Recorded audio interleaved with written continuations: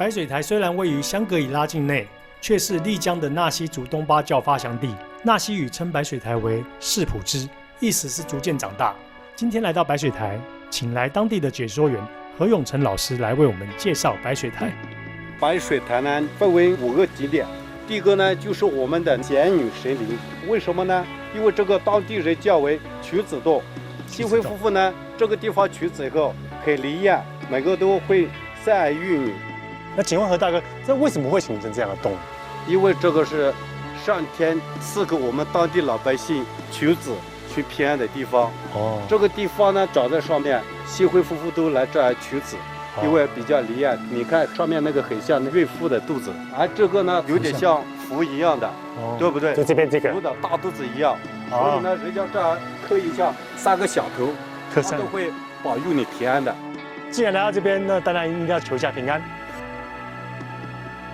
现在我白水台设贺的就是这个仙人仪田，为什么叫仙人仪田呢？这个是仙人遗留给我们后人的一个田，现在我们下面农田建设造就模仿着这个而做的，这个叫仙女浴池。仙女浴池，传说中呢，仙女下凡到人间来的时候，就来到这个洗澡，然后洗澡沐浴以后才去人间。这边有非常漂亮的倒影哦，你不用跑到玻利维亚天空之境，来这边白水台就可以拍出一样漂亮的照片。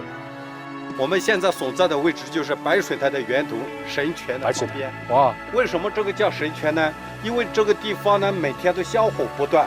因为当地的老百姓每天都有这样来上香的，这个圣水，我们这样上香以后，喜欢带着一瓶水回去，喝了这个水，愿白水保佑众生的意思。哦，有一种非常特别的甜味，就是感觉很多矿物质。对。据说一定要这样喝3口，好喝。为什么白水台呢叫东巴圣地、纳西之源呢？不到白水台呢不算真东巴。也是从纳西文化从这儿发扬出去的。白水的原因，它流下来以后，光合作用以后，它就形成了这样白色的。什么东西光合作用？它有碳酸氢钙。碳酸氢钙。对。但是它流出来一定的时间和阳光照射一下，才能形成这样的。这是什么东西跑出来？是不是？